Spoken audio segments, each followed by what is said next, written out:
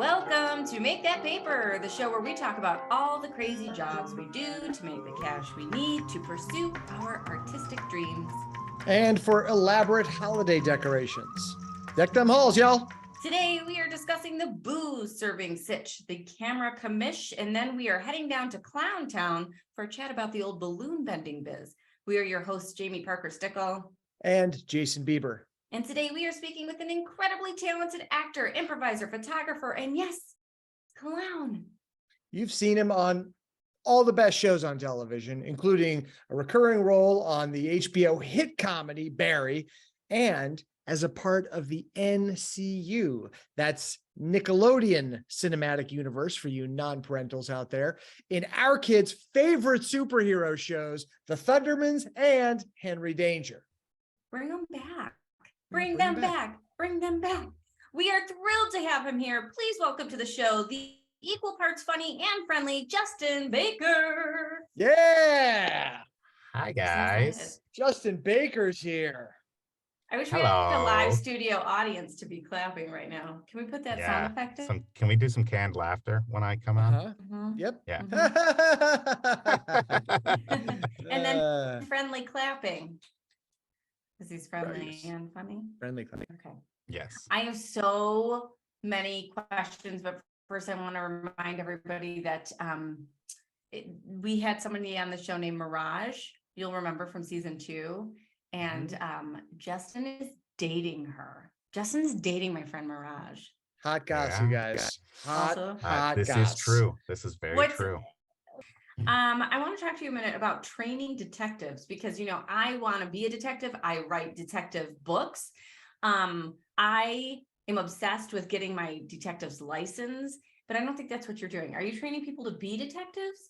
Well, before you answer, Justin, I'd like to just, what you wrote is train detectives. So while Jamie understood that to mean that you are training detectives, presumably you assumed I was a train detective. I assumed that you were working on a train as a detective. As a detective? Yeah. Oh, is that what it is? You work on a train as a detective? Yes. Agatha Christie wrote a couple of books about me. I'm very famous. I'm basically known as the train detective. I love your work. Idol. Yeah. No, yes, I go down to San Diego about once every other month. And do you travel by train? I don't. I should. I drive. It's pretty expensive to take the train down. It is, but it's a lovely ride. It's beautiful. But it's so nice. I wish we had a bullet train across this country so bad. Like we need to have light. It's ridiculous. It's a very young country. Yeah, I know. Very backwards. So you travel to San Diego. Yeah. And then I play a witness on one day and I play a suspect on another day, and detectives practice their questioning and their interrogation skills. Yes, there's like a system that they use that I've been training since 2004. So at this point, I don't think I can ever get arrested because I'm pretty sure I can just get out of it. But I will say, if you're ever arrested, the only things you need to say are, I want a lawyer. I don't care if you're innocent, guilty, whatever. Just say, I want a lawyer. They're very clear in the Miranda rights. They're like, anything you say can and will be used against you. They don't even hide it. It's not like might be used for you. No, they're like, it's going to be used against you. Anything you say. So just say, even compliments, even just telling them their uniforms make them look spiffy. Yeah, and they'll be like, my uniform made me look spiffy. Clearly, he's guilty. Clearly, he was trying to butter me up because he's guilty, right? Okay. Yeah. So I get interrogated for like 5 hours on a Friday, and I get questioned for like 5 hours on Thursday. Is that like? Does it feel intense? Does it feel like they're really coming down on you? Do they do good cop, bad cop? Well, so it's interesting. So the process and in fact, it's weird because you can watch it. Like I've seen, because Mirage loves watching case and trial and stuff like that, and interrogations. So like you can YouTube all these interrogations, and it's interesting to see a lot of them use the techniques that I've been learning basically for the last, I don't know how many years now. And it's weird. It's a lot more like, I call it like good cop, good cop, good cop, bad cop, good cop. Because the whole process is like, it's all about rapport. It's all about like becoming best friends with, you know, the person, even if they're gross and they've done horrible things. It's like understanding, you know, coming Yeah. from that place of like, I understand. And then they ask a bunch of these questions that aren't actually eliciting responses, but they just ask these questions to build up tension. And so they build up tension, and then they have this thing that I call the Columbo, where they get up and they start to leave the room and they go, oh, quick question. Is there any reason why we would have found your DNA at the scene of the crime? I'll be right back. And then they leave. And then that person's like stewing in that. And then they come back in and they're like, they start, you know, they want to answer and they're like, no, stop. We're past that. I know you did it. Okay. What I want to know is why you did it. Okay. And they're like, stop. I was like, I didn't do it. Stop. We're past that. And that's like the bad cop. It's like assertive and like whatever. And then they're like, here's why I think you did it. I think, you know, you just needed some money. Times are hard. I get it. You know, everybody makes mistakes. It's not like you killed somebody. You just robbed this little old lady. Like, it's not the crime of the century. You just took some bingo money. It's not a big deal. And then they'll be like, that's what happened, right? Is that the way it went down? That's basically what happened, right? And then they're like, yeah. And they're like, okay, tell me about it. And then that's it. And then the best part is the follow-up where they get this, they ask for like, you know, she's really scared. She's like, she's really shaken up. She feels like she was targeted and that you're going to come back for her. Would it be possible? Could you maybe write her an apology letter? Like just saying, you know, that you're sorry for what you did. And then you've got a written confession. She's never like, even sees the letter, does she? No. She never gets that letter. Wow. I have a lot of jokes about this and a lot of questions. Number one, this is a lot like parenting. And like, while that sounds funny, it's not. Like, I feel like we just went through this weekend with my son. Like, I will say, at 4 feet 1 inch, there is 4 or 5 little fingerprints of like red sauce on the wall. And I'm like, Jack, did you do this? And he's like, no, I didn't do that. Meanwhile, the only person who eats spaghetti is you. And I'm like, okay, no problem. Do you think Dad did it? Yeah, Dad definitely did it. Right. Dad's 6 feet tall. Okay. This is exactly what happened this weekend till finally I said, I know you did it. You're the only one that's 4 feet 1 inch tall. It's your fingerprints. And then he's like, okay, I did it. And then I'm like, now go apologize to your father. You know, it's the same goddamn thing. And I'm not even being funny. And that's scary because that means parents can be detectives just like that. It does, but I do see some variation in the technique. And I think we do need to like really mother's guilt.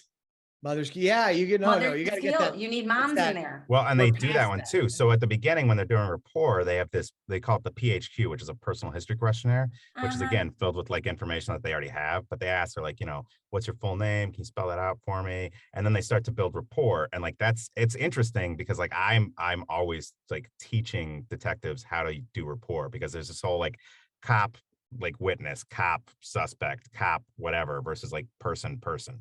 And it's like, okay, guys, you just need to talk to somebody. That's it. Like, just talk to them like they're a normal human being.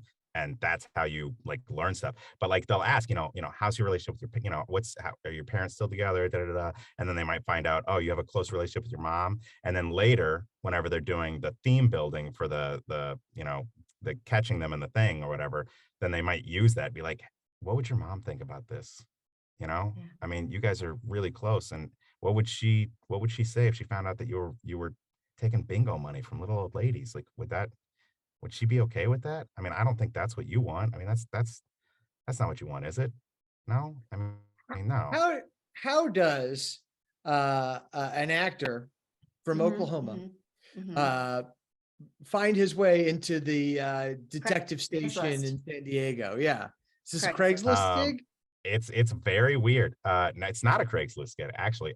So when I moved out here initially, I found a bunch of all things, Nebraskans. And I became friends with a bunch of Nebraskans out here. And there's actually a group called the Nebraska Coast Connection that like meets monthly. And it's a bunch of artists that are from Nebraska that came out here and you know, somebody created this group. And so I ended up just going. And one of the Nebraskans, they let you in, huh? Yeah, they let me in, which was very nice of them. And And in fact, we did a play called Nebraska Oblivion. That was the first like play I did on Theater Row over there at the Santa Monica playhouse area. And so one of them was asked by this girl whose father is a detective, who's one of the main detectives, to find somebody. He couldn't do it, so he passed it on to me, and I just never left. I just kept doing it because it paid really well, and it was like an interesting thing. I've brought down probably a dozen actors to this now. I mean, every so often, if I can't do it, I post something on Facebook, and I'm like, hey, looking for actors to do this thing, and I usually just send somebody down to do it. And so you let them know they have to be method, right? You must be a method actor. Yeah. I'm like, you have to have actually robbed somebody to do this job. It's okay if you haven't yet, but before you get to the station, get down there. Yes. Yeah. But yeah, so like, and so Mirage goes down with me. She does it with me now. And yeah, it's interesting. You know, it's kind of a fun gig. And I find it's funny how so many actors love doing it. Like they really like, this is so fascinating. And it is cool. I've been doing it for 18 years. So it's lost, I guess, a little bit of the thrill aspect of it. It's more of a job. But I mean, and it's funny because I get all the time, almost all the cops are like, man, he was so hard. He was so hard. Like he didn't want to talk and da-da-da. I'm like, yeah, like especially on Friday, it's so funny how many of them are like, he didn't give me anything in rapport. And I'm like, because you didn't ask anything, one, and two, I'm arrested, dude. Why would I'm not your friend. Like, that's not how this works. Do they coach you before going in? Like, hey, let them get to, because so we've had a lot of actors on here who do the same thing, but for the medical stuff. Basically, I have a case, and I have like I've got some information on my character, and then I know what the case is, but mainly it's about the technique. So I know what the technique is. So I'm looking for, like, if you give good rapport, I will give good rapport back. And if you use the tools in the way they're supposed to do, I can get through an interrogation in 20 minutes if they do it correctly. But they usually, especially at that last part where it's like, you're supposed to tell the theme. So many cops are like, so tell me why you did it. And I'm like, I can't tell you why I did it. That's not the tool. Like, I'm going to give you a yes. That's all I'm going to give you. And I'm only going to give you that yes if you ask me to give you that yes. So I'll just be stuck there, which sucks because early on I gave up an interrogation too quickly because I had an instructor at that time that liked to give hand signals, and I thought he'd given me a hand signal. And afterwards he came to me and was like, don't ever do that again. This isn't, and I was like, you're right. This is a training exercise. I'm supposed to be helping these guys learn. And what better way to learn than to fail miserably? Like that's just it. So I take it, I take it serious. I mean, I have fun with it, but I'm not trying to be a dick. I definitely try and help. Like, you can tell the ones that are super nervous, and like, I'll try and give little hints if I can. Like, I'll be like, look, you have all the answers. Why don't you tell me, when they're like trying to ask me? But usually that just comes off as confrontational, and they're like, no, I want you to tell me. And I'm like, well, I'm not going to. So I guess I'm going to sit here for an hour. Have you ever done any cop shows? Have you ever gotten to play this? No. God. Can you put it on your resume though? What a waste. I don't know that I do. I don't know how I would put that on my resume. I guess I could put it under special skills or something, or maybe training. Put it under, I would put it as the theater work. theater. Oh yeah, I guess I could do that. Yeah. Producer, SDPD, and director, whatever hand signal guy is. His name, Captain Hand Signals. That's not a bad idea. Yeah. Well, it's just so funny because it's like it's a random job that I've been doing forever. And it used to be like we might do like 4 a year, and now it's closer to like 6 to 10 a year. But it must pay well to drive all the way to San Diego. Yeah, I mean, it pays, a few $100. That's great. And they pay mileage, and they put me up in a hotel room. It's a good day rate, Yeah. And you get away to San Diego. Well, I would like to make a very natural segue from training detectives to working at birthday parties. Sure. As a clown. as a clown or whatever. As a whatever. burglar, have you ever played like the Hamburglar? No, but I did when I first started. I was characters. Like when I first started doing birthday parties, it was like Blue's Clues, Batman, Teenage Mutant Ninja Turtles, Superman, like all the heroes, Spider-Man. We've been to those birthday parties. Yeah, I did. I will say, don't ever hire an Elmo for your birthday party. There were so many people that hired Elmo, and I'm like, look, Elmo's very cute when he's 2 foot nothing. At 6 feet, Elmo's scary. He's a scary red monster, and your baby does not want me anywhere near it. Okay. Well, let us tell you about. So we have a 7-year-old son, and we hired. He wanted his birthday's June 1st, but he wanted a Christmas birthday party. So we hired our friend who's an actor, does Santa Claus, and our son, after about 10 minutes, was like, this was his 5th birthday, was like, that's not Santa. That's not the real Santa. And I mean, he is good. He's a magician. He's on the show, Michael Cornacchia. He's like one of the best in the business. And our kid was just razzing him so hard. And he was like, you're not Santa. He's not. Then we went to a Frozen party and he was like, you're not Elsa. And I thought the girl was going to cry. No, it's so funny. So like I had this one girl who was convinced I was Blue from Blue's Clues, and it was the cutest. I'll never forget it. At the end of her party, she was like, you're coming home with us now, right? And I was like, oh God, oh, you just stabbed me right in the heart. Oh, you're so horrible. And I was like, oh, I can't, I gotta go to another party.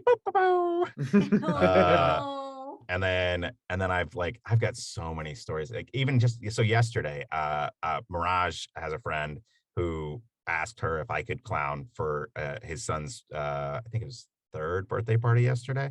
And so I went and did it. I don't do a lot of birthday parties anymore, but every now and then I still pull out the balloons. Come out of retirement. And so I went and did it, and there were so many kids. It's so funny how many kids are like, are you a real clown? And I'm like, what's funny is technically the answer, I'm not lying to you when I say yes. I am a real clown. Right. That's how clowns work. I'm a real clown. And they're like, you're not a real clown. And I'm like, I am a real clown. And they're like, but that's not your real nose. And then I lie to them and say it is my real nose. And I tell them I had a birth defect, and that's why I had to get into clowning. I also tell them that my feet are actually the size of my giant clown shoe Chucks that I wear. And I'm like, yeah, and they're like, well, how do you get those shoes? I'm like, I have to have them custom built. And that's why I went into this business, is because I didn't really have any other options. I don't know if kids get it, but I think it's funny. Well, if they're 13, for sure, they're like, this guy is a joke. Oh, I guess he is a clown. Oh man, yeah, I've had 13, 14, 15-year-old kids like jump on my feet. Oh my God. I did a birthday party for the Baldwins, which was fun, where I was Spider-Man. And I remember Alec Baldwin. Yeah. I remember Alec Baldwin came up to me at one point and was like, you're kind of scrawny for Spider-Man. And I was like, in my head, I was like, well, you're kind of big for Alec Baldwin, but I didn't say it. But also Spider-Man is scrawny. What's he talking about?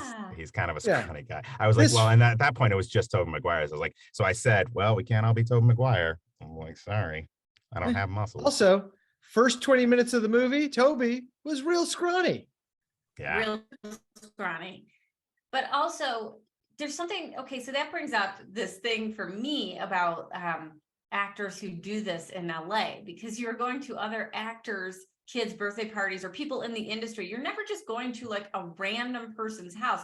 One of those people in that house, one of those parents at least, is in the industry in some fashion. Oh, always. And so we're all like staring at you, like the amount of pressure that performer must feel to be like, yeah, I'm still day jobbing because I haven't booked that role that's getting me out of this day job. Please don't make fun of me. And if you're really famous and I better be really fucking good at this, because I really hope you come up to me afterwards and say, I want to rep you. You're so fucking good. The amount of pressure when I watch, I think in my head, Jesus Christ, I'm going to have an aneurysm. But what's great about it is like, you know, because I mean, every job I've done out here, I've got, you know, my photography business, photo booths. I've been at every celebrity's house. You know, I was a valet. So it was only for celebrity parties. It was like the number one valet company that like traveled to parties. I was a chauffeur. So I've driven, I don't know, 30, 40 celebrities at this point. I can tell you who was nice and who wasn't, like all these people. But the thing for me is, and I think it's just because probably my work ethic and the way I was raised, is that like I don't even think about being an actor when I'm doing that stuff. Yeah. Because Yeah. I'm like, none of these people, they just want somebody to do their job. Like, I don't Right. want to bother them. I don't want to be that person. If we have a nice conversation and we can be people, that's awesome. I remember like John Stamos was asking me about jokes once on the way to an award show. And I was like, well, I think the second one's funnier. I don't know if he ended up using it, but I was like, cool. Maybe I gave John Stamos some help on a joke on his way to an award show. But it's just like stuff like that. Like, so for me, it's just like, I'm just doing a job. I'm just, you know, if we meet on a set, I'll have a story, you know, that's my hope. Like my hope is someday I'm on a talk show and I can be like, actually, we have met before. You don't know this, but I was this at your this, or I Right. drove you here, or I did Right. this. Because I that's what served you this town coffee at is. Starbucks. When I was a valet and, you know, the Porsche pulled up, cool, whatever, it's fun. Like I personally, I hate driving Porsche, but whatever. Like, but if a Honda pulled up, I was like, I want that. I want the Honda Yeah. because that person Same. understands tipping. And I get it. Rich people don't get rich by giving away their money. That's not Right. how rich works. But you know, and there are some celebrities like, oh my God, like Jack Black. I saw him get off a plane. Like he'd been on like a 14-hour flight or something like that. I saw him tip every single person that helped him. Then I took him to the car. He was on the phone the entire time, so we didn't really get to chat, but he was talking to his agent about something, blah, blah, blah. But we get back to us, and it's also a weird thing. Like, you know, they give you like their gate code. Like I had people's like cell phone numbers in my phone. And I'm like, this is weird information to just give somebody, but I have it. And so, but like I dropped him off and he tipped me very well and he was very nice. And I was like, I can already tell you're a stand-up guy. You're awesome. You've come from what you came from. You know, you understand. You great. And then I've had some celebrities that I won't talk about right now necessarily that were just Right. the worst, like just the worst Same. human beings ever. And it's like, look, man, I get that I'm doing a job to serve you, but I am not your servant. Like I'm not. Right. Like I'm completing a task that I have to get you somewhere or to do something for you. And all I don't even ask you to be nice. I don't ask you to go above and beyond. I just want you to be normal. Like I did extra work for 3 years when I first moved out here, and I was Oh, 18 to look younger background on every yeah. single show from like 2003 to 2006. You can see me in Me too. so many things. Well, What? no, I did it for a year, and I was the same, 18 to play younger, and I did background. I like how you all guys those both like shows, just throw and, that in there. Yeah. We probably worked together. I mean, I don't want to brag about how youthful I looked, Jason, but I looked very young. Yeah. And I was definitely not 18. I understand why you had to grow the mustache. Yeah. Mhm. So that I could get into that dad category. It came time to put baby in the corner. Yeah. But yeah, we might have worked on the same shows. That's funny. That is funny. I'm imagining you guys at like a beach party scene somewhere, just like bouncing it back Oh, and dude, forth. I remember the movie Accepted was one of my favorites because we were there for a week. And it was like, it was shot out of an asylum, an old asylum. It was really weird in the valley. Terrifying. And it was like, you know, I mean, the whole point of the movie was like, it was a weird college party, you know, it was like a fake college that, you know, he made up to trick his parents. So like, we played spades and board games. And then like, we hung out, like there was a swimming pool scene. So like, we'd go just swimming. And I was like, I get paid to do this. This is stupid. Like, Paid and you know, and it was 54 for 8 back then though, because it was Yeah. non-union. And it was like, okay, and you're like, oh, I hope I get that smoke bump. Oh, I hope I get that water bump. Oh, I hope I get that food bump. I hope we go 15 minutes over lunch. I hope, you know, it was just like, as long as I don't get cut at 8 hours, this is if we can do a 12-hour day, awesome. I'll stay here all day long. And was what my favorite thing about doing extra work when I first moved out here was that it was a great way to meet people that were like-minded and friendly. And it's how I made my first core group of friends, because when you're stuck on set with somebody for 12 hours, you can talk. It's like school, you know, but it's like my favorite joke about, my favorite Jesus joke, you know, what's Jesus's greatest miracle? Having 12 good friends in his 30s. Like it's tough whenever, you know, we get to this point, like it's hard to make new friends. And so it was kind of like an extension of college, sort of, a little bit. I did not have the same experience Oh, as I'm you, sorry. but that's lovely. That's like old people who had been like retired or tried to be an actor and it never worked out. So they were Oh still no, there doing this, was and I was playing their kid usually, and like yeah, there was, there's I mean, there were never that many there are people. weird people doing background. Like we would call them, Yes. it was funny. We had a thing where it would be like, even though we were background, we would be like, oh, great, it's fucking extras. Because it was like that, and we'd had this thing where we were like doing this, like we were looking into the back of the files at central casting, looking for somebody at the last minute. It was like, oh, great. Because yeah, it's a weird world. There's also a lot of people who do it like with no aspiration of doing more than extra work. Yeah, Or that's the Yeah. job. well, I mean, That's- especially if you yeah. can get commercial, like if you can get with, like, you know, Sandy Yeah. Alisi, or like, you know, one of the big commercial ones, and you're union, and like I mean, those guys are driving Mercedes Benz, like they're making 6 figures a year, because they can, a lot of times, especially if they got lucky, they got, like, my third voucher to join the union, I got bumped up to principal on a promo. And it was like, cool. So I got all this extra money. If you get bumped up on a, you know, national commercial because you just happen to be in the right place at the right time, you didn't even audition for it. I'm like, it's not a bad life. I mean, it's not my aspirations, but like, you know, go for it. Yeah. And we should tell people, because we have a lot of Midwesterners that listen to the show. It is boring. So if you're somebody who likes to be active, extra work is just a lot of sitting around doing nothing. In all fairness, being a principal actor in a show or a movie or a commercial also entails a lot of sitting around doing nothing. But I beg to differ, because you're also getting in the state of mind, and you are going over lines, and you're a lot of in the hair chair and in the makeup chair and in wardrobe. I mean, there's, you know, no, it's definitely more work, but there's also there's plenty of A lot times of that you're sitting in sitting your around. trailer for 6 hours. Like I did an M&M spot, and they shot 2 spots at the same time. And so one was like the entire cast, and it was like Danny DeVito, and it was like they all did this whole thing. And then the last bit was me and Danny DeVito by ourselves. And so I sat there in the trailer for 12 hours until finally they brought me in to shoot my thing.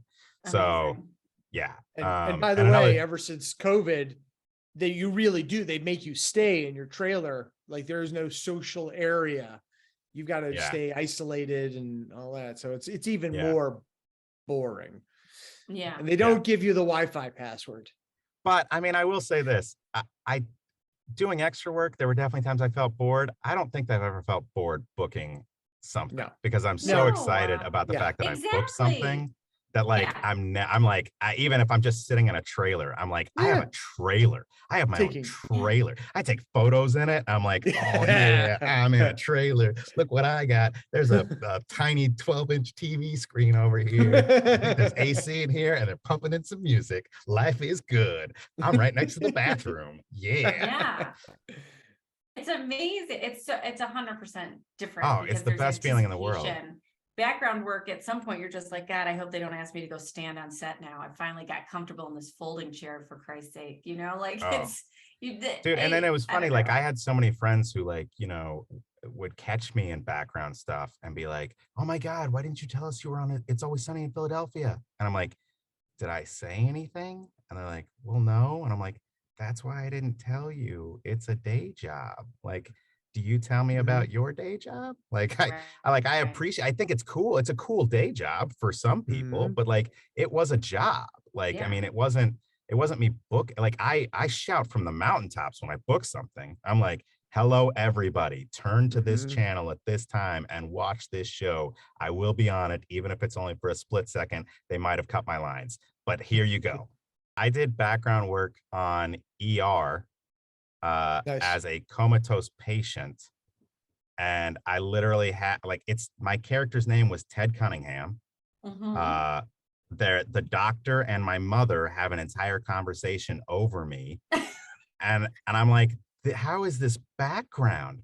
And then ironically, cut to 2020 when I got back to LA, I booked a pilot for Chuck Lorre for his Be Positive, and I booked Mhm. it as the husband, the groom in a wedding scene, and I don't say anything, and it's me and the best man are both principal, and then we have two more groomsmen that are both extras, and I'm like, I don't understand this situation. Oh I'm not yeah. going to Right. complain. Thank you for this money. I'm so happy to have it.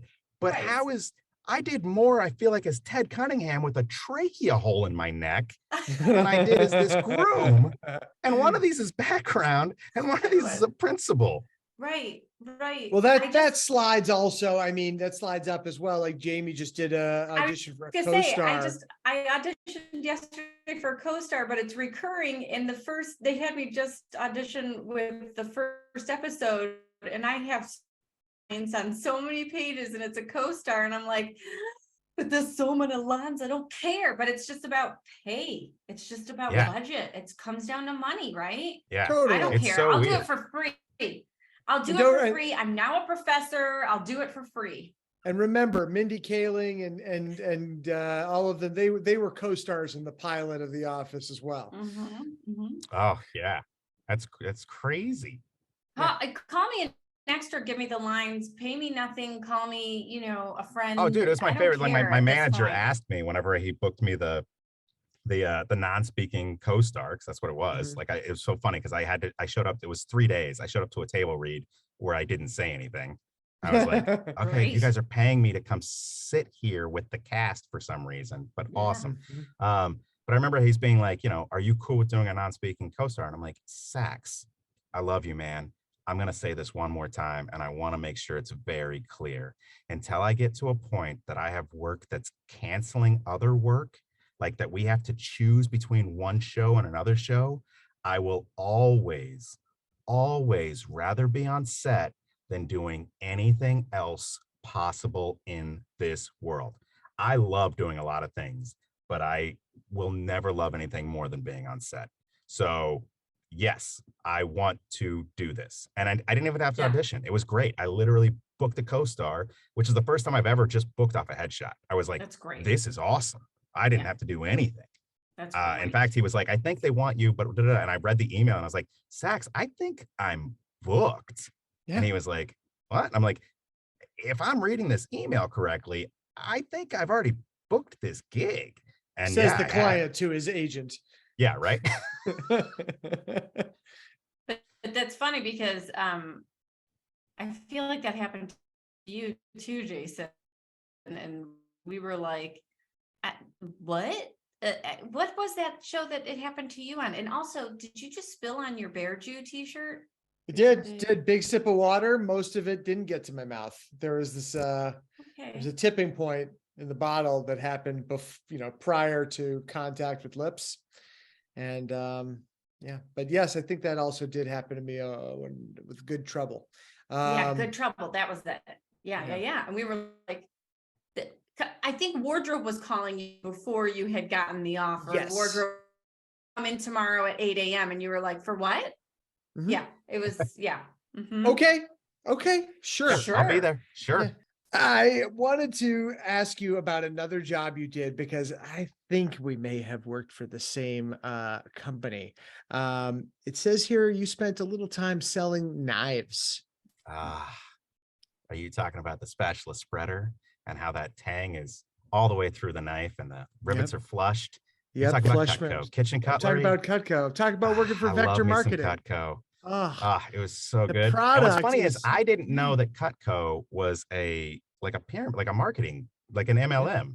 Vector Like I didn't Marketing. know that. Like, because yeah. when I first started, and they They got me when I was, I think, just into college or just before Mhm. college. And they had that whole pitch where it was like, tell people that you're doing this for college and da da da. Yeah. And I was like, okay.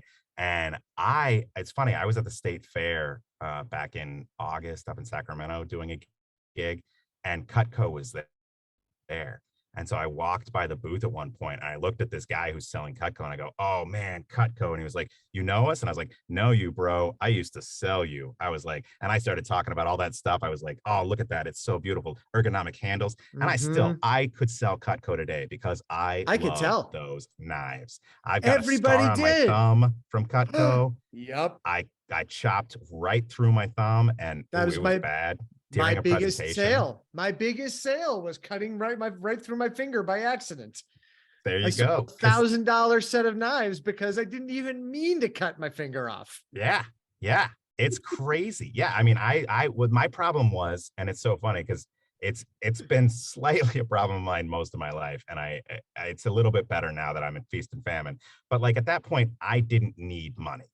Like I didn't Mhm. know about money. I had a full ride to college. I was very fortunate. Wow. I was like, Nice. I had to get a job, and I had jobs like, Mhm. at that point, Gotta but I was eat. like paying for everything. But I was like, I would do Cutco and I was so good at it. I would sell like one out Yeah. of every 3 presentations. I was like Yeah. one out of 3 How did presentations you I was selling. get a full ride to college? I'm SMRT. So Wicked What's smirts. what's Wicked SMR? smirk. SMRT. Oh, God. That's I how dumb know. I am, No, that's apparently. okay. Yeah, yeah. No, I stayed in state. I went to University of Central Oklahoma in Edmond, Oklahoma. Mhm. At the time, they were kind of the best known for their theater department, and that's what I was going for. So I got a small scholarship for acting, and then I had a full academic tuition scholarship based off of my ACT scores and my GPA. So Nice. I just, I didn't have I didn't have full room and board or anything like that. Like I had to pay to live in an apartment, $250 for my room in an apartment at that time. If anybody remembers the days when we could afford to live in apartments. Yeah. But But yeah, you've got so no skin in this Biden game right now with the oh debt no, I cancellation. took out Yeah. one student loan, and it was the summer that we took a trip to London to study theater for a month. Mm. And I was like, you know what? I'd like to just have some extra spending cash in London. So I took out a student loan for I think like $1,500 or something like that. And I remember and even that, it was like probably year 3 of being in LA before I finally paid it off, maybe year 4, because I was paying like $20 a month. And I was like, at this Mhm. interest rate, why do I give a care? And eventually it was like, sweet, I paid it off. And I was like, I paid off my one student loan. So yeah, so I lucked out. I graduated and I didn't, but then again, I also got a BFA in theater. Like, it's not like that degree has helped me in any way, shape, or form. I've never had a single audition where they're like, oh, I see here you have a BFA in theater. Mm. Well, from the prestigious UCO, I even. And it Well, was you funny. don't know. They could be thinning the pile before you They get called could in. be. They could be. And it was funny. The BFA program, actually, I was the first class to graduate with a BFA. They added the BFA program my senior year, and it was like I had to take one more class. And I was like, I guess I'll take that class Oh yeah, because I'll get an extra because letter. they Why hadn't not? built out the whole program yet, so it was all Yeah. the BA classes plus like 2. Yeah. Yeah. Well, okay. So you're at university. You don't really need money, but how do you stumble upon the good people at Cutco? So I don't even know Are you part how of someone's downline? see, I don't even remember. I don't know. All I remember is having my notebook that had my warm leads because they were all about warm leads. Mm-hmm. Um, and it's funny now talking about that stuff and actually understanding cold and warm leads because at that time I didn't understand any of that. And I remember it was mainly all of I was big in church at that point. Mm. So it was mainly the families that all went to church with us. And I would just call them up and be like, hey, I've got this thing. You don't have to pay for anything. I just need to come show it to you. And then that's it. And like I said, I would sell like 1 out of 3. And then when I made that money, because it was really good money, Mhm. I would be like, okay, well, I guess I don't need to do this for a while. And then I wouldn't do any for like a month, maybe like 2 months. And Yeah. then I would run out of money and be like, okay, well, I guess I'll go sell some knives again. And then I would do that instead of like doing it consistently for like 3 months and maybe saving up enough money to like buy a car or something. Like saving was, it just never even occurred to me. I mean, I was never raised well with money. Like my parents were both very hardworking. We were a middle class family. We had a one bed, not a one bedroom. We had a 1-story house. Um, what was like 3 bedrooms, and a backyard in Yukon, Oklahoma. I was a latchkey kid. I walked home every day from school to get home in time to see, Disney Afternoon and Tailspin and all that. And then, yeah, I just didn't need money. And so, like, in fact, my dad apologized to me once a few years back, where he was just like, I'm sorry I didn't teach you that. And I'm like, it's not your fault. You didn't know. Like, I mean, back then it was, I'm supposed to go to college because everybody's supposed to go to college. Once I get out of college, I'm going to get a house. I'm going to get married. I'm going to have kids. Da, da, da, da. I chose to go to LA, but even then I still thought, well, eventually I'll be able to get a house. And like Mhm. now I'm like, I don't know if that's, at this point, it's like, I'll have to have, a wealthy family member pass away if that's even an option, or I got to book. I got to book Well, something.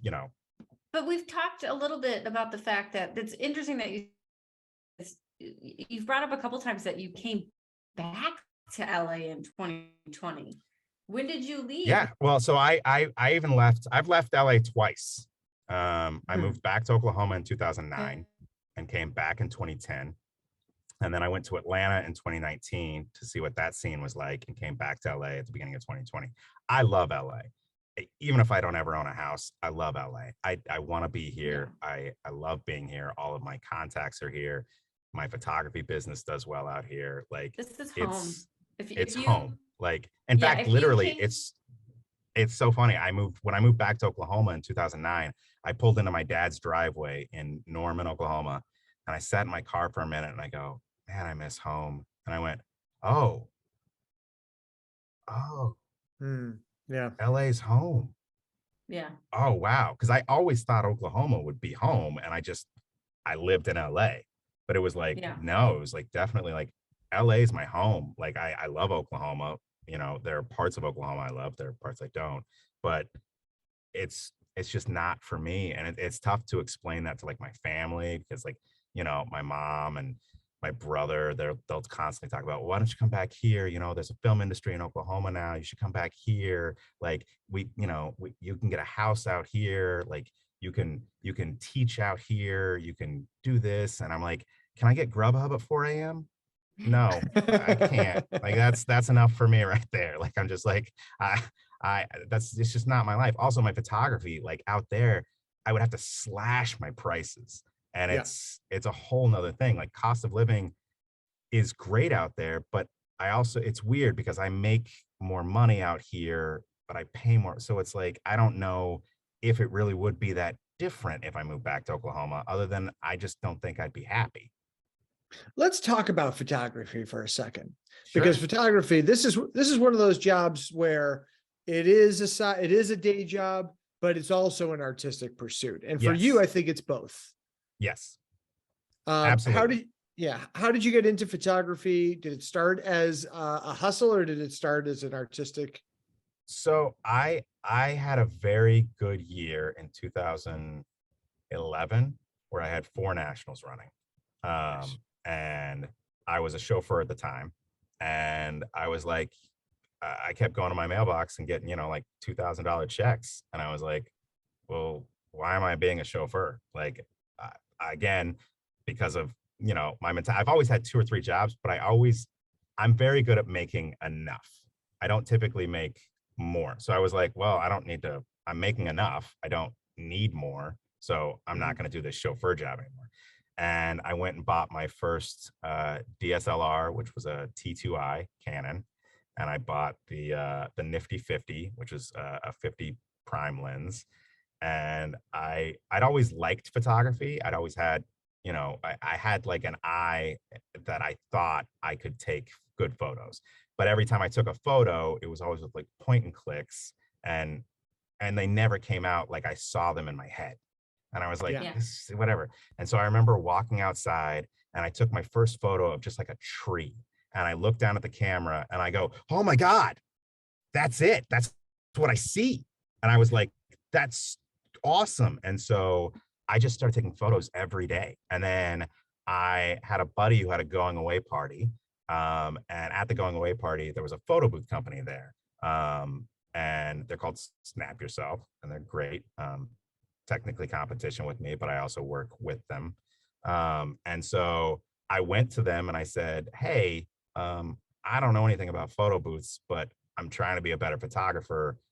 Could I get a job as like an assistant?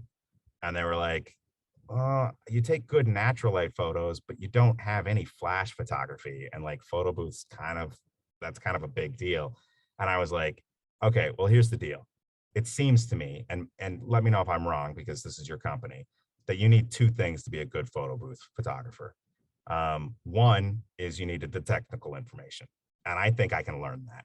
And two, you need to have a good personality, and I think that's harder to teach personally. So I think I've already got that, and I think I would be good for you.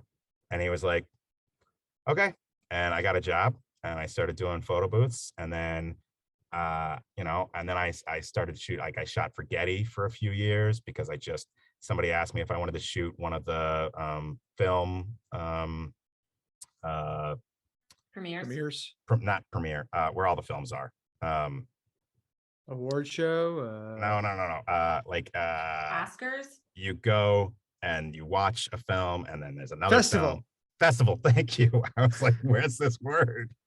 I hate that when a word's just like there and you're like, I don't know where it is. I know it's in there. It's somewhere where it's hiding out with your 2020 vision. Yes, Right, exactly.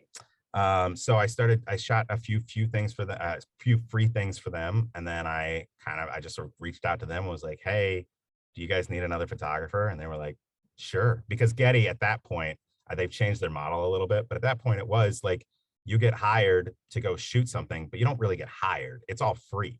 Like I would go shoot just any event that they were like, hey, we've got this event. Do you want to go shoot it? And I'm like, sure. And I got to go to a bunch of really cool stuff and shoot some really fun things.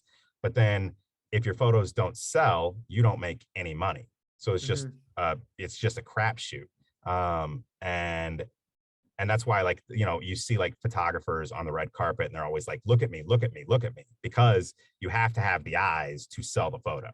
So it's all about getting that shot that's going to sell. And then, I mean, I still get residuals, which is kind of cool. Like they're like very small, but like every few months I'll get like 40 or 50 bucks because something sold. And every now and then I get like a Google alert that Justin Baker Getty is popped up somewhere. Usually if somebody's passed away or some scandals happening, or look at who are they are now. But yeah, so I love photography. I really do. My dream life would be that I could act for a living and then I could just take photos for fun. Because I do like taking photos. And it is great to have an artistic side job. And I've been very fortunate that it has been my primary source of income for the last, you know, many years now, I guess. So it's good. It's good. When you went to Atlanta, were you shooting in Atlanta too? Or? I got on with Getty in Atlanta and I shot a couple of things. And I found one event coordinator and shot a few things with him. But I think, you know, over the year I was there, I shot maybe like a dozen things. I shot some headshots for some friends. I did a couple of like fun shoots. I did a fun shoot where I did some stuff with like some smoke and a friend. And like, I've got this really cool shot that reminds me of Ophelia, the painting. So it's got this blue smoke that's like kind of going over her. So it kind of looks like water. And so I've got some cool shots from Atlanta. And I set up my photo booth for like a Halloween party for our improv theater. I was over at the Village out there. And so, but I was doing improv.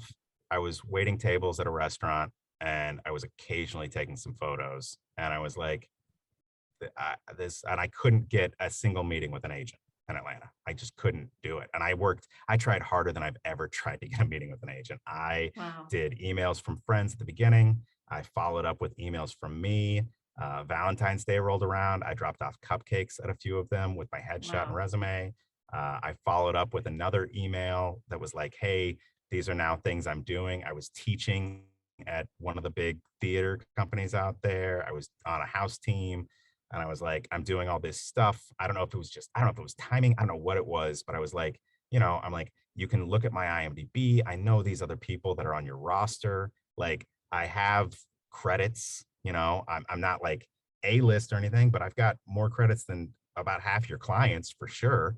And so when that wasn't happening and I wasn't really I was still auditioning more in LA than I was in Atlanta while I was in Atlanta. I was like, why am I here? This isn't, and I get it. Like if I'd spent another couple of years, but then COVID happened. So actually it worked out really well because if I'd stayed through COVID, I don't know what would have happened out there. Yeah. Did they have 4 a.m. Grubhub? My biggest problem with Atlanta was every time I'd order Grubhub or DoorDash or whatever, a lot of times the person would show up at my apartment complex and I guess they would have like 2 seconds of not being able to find my apartment. So they would just take my food and leave. Wow. And I'd be like, they didn't deliver it. And they'd be like, they said they did. And I'm like, okay, well, I'm not eating it. So no, they didn't. And like, well, do you want us to, and then my favorite is with that's always like, well, do you want a refund? And I'm like, no, you've taken an hour. I have to go to work now. I didn't eat. Like, I want more than a refund. You guys have ruined my night. Like, I don't just want my money back. That puts me back at square one before I ordered from you. Yeah. So let's talk then about bartending. It was a great segue, Bieber. Yeah. Okay. Food industry related. It's food industry, but also I would kind of, you would order Grubhub at night, the food wouldn't come and you had to go to work. I kind of took that to mean you were heading out to work as a bartender. As a server and bartender. Right. Yeah. And I also see some frustration from you on Facebook about the service industry of food. Sure. That was So my first job, yeah, my first job was I worked in an onion burger place in Yukon, Oklahoma, and I washed dishes, I served, I cooked. I would have to cut 8 pickle, like the giant pickle jugs worth of onions every morning. And then I would smell horribly. I'd have like yellow under my fingernails. I would come home. My parents would be like, you need to go take a shower. And I'd be like, what are you talking about? I'm fine. And they're like, no. You smell bad. Cause like after an hour, your nostrils are just like, no, this is normal. And then, and so from there, like any actor, waiting tables has always been a classic job for us because it gives us the flexibility to be like, hey, I can't come in this week. And so I bartended at a few places in Oklahoma, and then I moved out here. One of my first jobs was serving at a place called Wolf Creek up in Santa Clarita, and I was living in Culver City. So I was commuting about an hour every day because my friend was a manager at that restaurant. And bartending jobs and serving jobs, we've talked about this before, are extremely competitive in LA. And they were. Oh, sure. Right. Well, yes. COVID kind of changed the game on that. It did. It's crazy. It's weird because it was like, that was the thing. It's like back then to have a bartending job, you had to be 22, you had to be gorgeous, and you had to have 15 years of bartending experience. And I was like, what? Well, it's you. I had to start when I was 6. I missed it. I missed my window. What did I? So I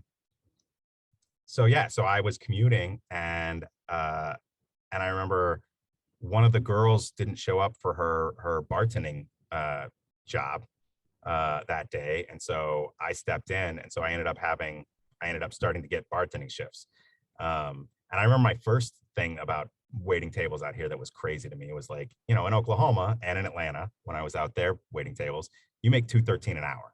You don't make an hourly wage. It's not real. Like your paychecks are all zero because your tips cancel out all of your paychecks. What do you And mean they so- cancel out your paychecks? Like if you So made taxes Uh-huh. take out based on your tips. So when you make $2.13 an hour, if I work for 6 hours and I make, Uh-huh. 150 in tips, then my $35 or what, or $20 I made or whatever off of serving gets taken out with it all taxes. goes to the taxes So- for the tips. Oh wow. Okay. Yeah. So That's so wild. the whole so they take the whole paycheck, and then whatever you claim at the end of the year, you might have to pay more taxes because you've made more than you were giving in taxes off of your paychecks. So like it was, I mean, you would have like 3 or 4 paychecks in the back office, and the boss would be like, "Hey, you've got like 4 paychecks back here." I'm like, "Do any of them have anything on it?" I'd be like, "Well, no." And I'm like, "Then I don't care. Like, what am I gonna do with them? Hang them up? Like I don't like this is Uh-huh. whatever." And so I remember whenever I applied at Wolf Creek, my friend was a manager, and and that's always that question in the application, like, how much money do you want to make? And I'm always like, that's such a stupid question because I want to All make of as it. much as you'll give me. I want to make as Mhm. much as you're willing to give me to work this job. That's the answer. Mhm. And so when he was like, I think it was like 11 at that time, maybe 11.50. He's like, "So is 11.50 an hour okay?" And I was like, "I'm sorry. Wait, do I get to keep my tips?" And he's like, "Yeah." And I'm like, "I don't understand what's happening right now." Well, how? That's a $9 increase, like from Oklahoma. Like that's insane. And Yeah. so I was like, no wonder bartending and serving jobs are so exclusive out here because you're getting a decent hourly wage plus tips. Like that's good money if you're working at the right place. There are bartenders I know that, you could make $600, $1,000 a night on a weekend night at some places. Yeah. Like it was just Yeah. crazy money.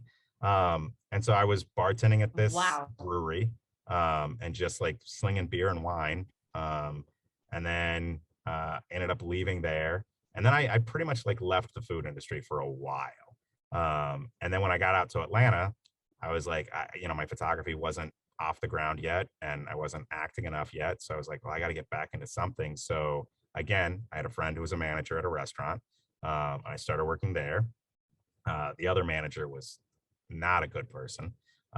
So eventually, after working there for about 6 months, he said something and like threw a plate, and I was like, dude, I'm not 22. Like I don't have to put up with this. And especially what I didn't realize at the time, what I did realize at that time was like in Atlanta, getting a serving job was easy because there are a lot of people that are not good servers. Like it's just and again, I understand, like we're talking about $2.13 an hour. It's hard to motivate somebody for $2.13 an hour. It's just like you get what you get. And so I had a double that day, and he was like, "You want to go on your break?" And I was like, "Yeah." And I went home, and about 2 hours into my second shift, he texted me and was like, "Hey, are you coming in?" And I was like, "No, I don't think I am. Good luck with that though. I think I'm done." I talk about all the time. I'm like, if you could bottle the feeling that I get from performing and sell that, I would be richer than anybody on the planet. Because you also there have have a been wicked days addiction. when my legs literally didn't work, and I went to an improv show, and by the time that show starts, I'm doing Irish jigs, and it's like afterwards I got to crawl back into bed. But for that hour, for whatever time that I'm performing, it's just such a euphoria that I'm like, it's what saved my life when I was a kid. Like the first thing I did is I made somebody laugh, and that's how I made my first friends. And I was like, oh God, this is the thing. This is what I want to do forever. Yeah. And that's the note we're going to end it on, because that's the high note. Well, Justin, thank you so much for sharing with us about all your job. Thank you for being responsible for COVID. That was helpful.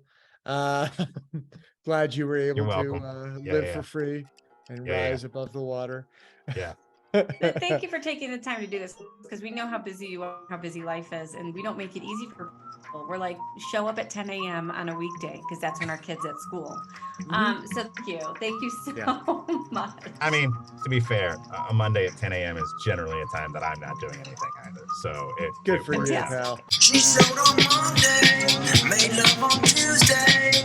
By Wednesday she was down.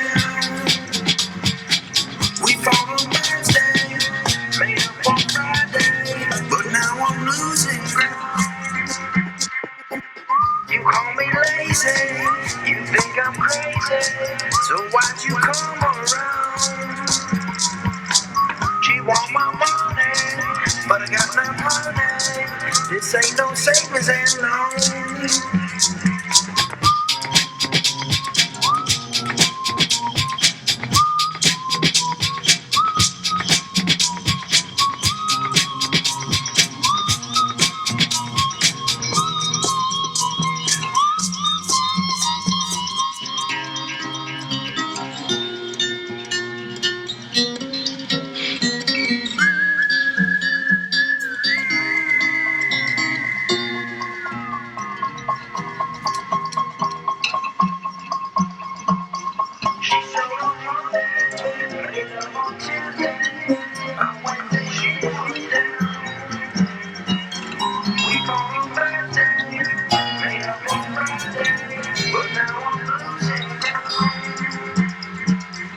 You call me lazy, you think I'm crazy, so why'd you come around? She want my money, but I got no money. This ain't no savings.